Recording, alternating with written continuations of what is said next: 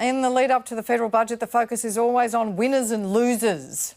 So let's put aside the big policy debate, go on and look at naked self-interest when it comes to tax cuts. The focus of the 2024 Stage 3 tax cuts has not been the biggest losers, but the biggest winners. Those earning over $200,000 a year who look set to get a tax cut of roughly $9,000. But Stage 3 tax cuts are not limited to those earning over $200,000. They abolish the 37% bracket that applies to income between $120,000 and $180,000 and apply a flat 30% rate to all earnings between $45,000 and $200,000. Now, if the Stage 3 tax cuts are dumped, the loudest losers may well be white-collar workers, the local GP, dentist or school teacher. And you'd think they'd be a fair-sized chunk of the workforce, right? Well, you'd be wrong. Have a listen to this. It's new analysis of taxation data by Jericho of the Centre for the Future of Work at the Australia Institute.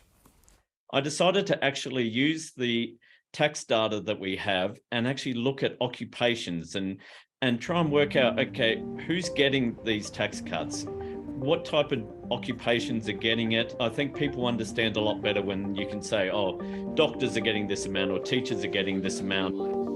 Rather interestingly, the most populous job in Australia is bottle shop attendants. This is an area where you get a lot of people working short hours, casual work. To be brutal, they're getting zero. You know, the Stage 3 tax cuts only start kicking in once you earn over $45,000. There's nothing for anyone under that.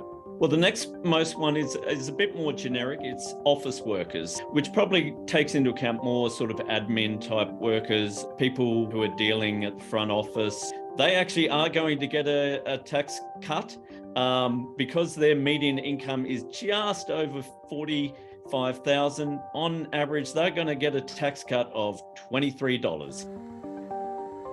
General nurses will get around $567, $570 from the tax cut.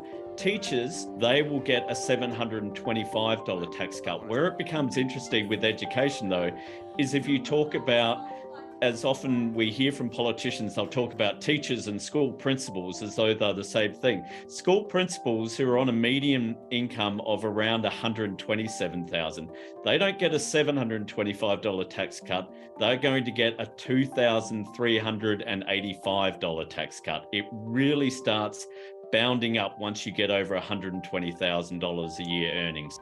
When we look at the occupations data, the big benefits start coming for the occupations that are probably in the top 5% paying occupations across all about 1,200 occupations. It's those in the top 5% who are getting the biggest benefit, and they're really small employing occupations, not like the big ones of teachers, nurses, or bottle shop attendees. It's really the small, refined occupations that are getting the biggest benefit.